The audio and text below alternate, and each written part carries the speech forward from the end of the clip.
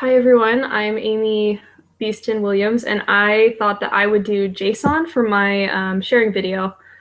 So I'm going to go ahead and start to screen share and show a little bit of what I've done with that. For my sandbox example, I modified this first line of code here of a JSON string, and then deserialized it using a JSON parser, and then access the various elements of that object that was created to create the observed results here below.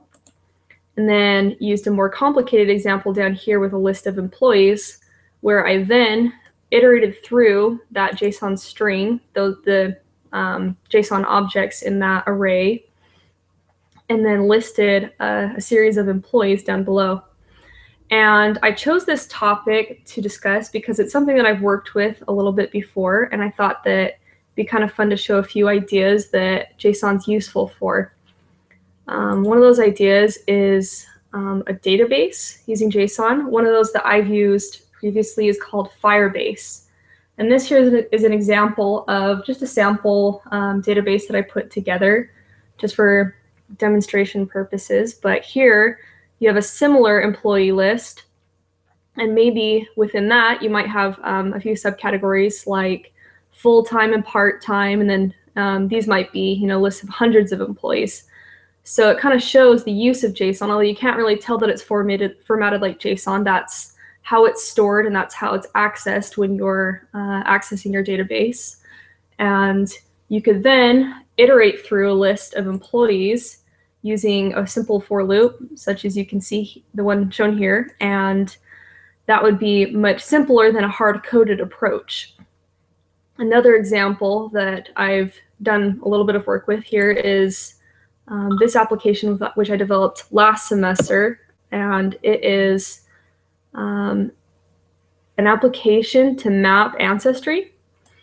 And here we just have data pulled from Family Search for Jesse James. So you can see here, you click on him, you have Jesse James and a little bit of information about him. Where we got this data, you can see here, we ended up putting it in a separate file. But you can see here that this is actually just straight JSON. And for each person, they'll have an ID, whether or not they're living, a birth date, a lifespan, a name, a gender, a birthplace, and then an ascendancy number, which is used to tell you what position in the family tree that person is in. So here you can see kind of a real world application of how you would use JSON instead of a more of a silly, contrived list. But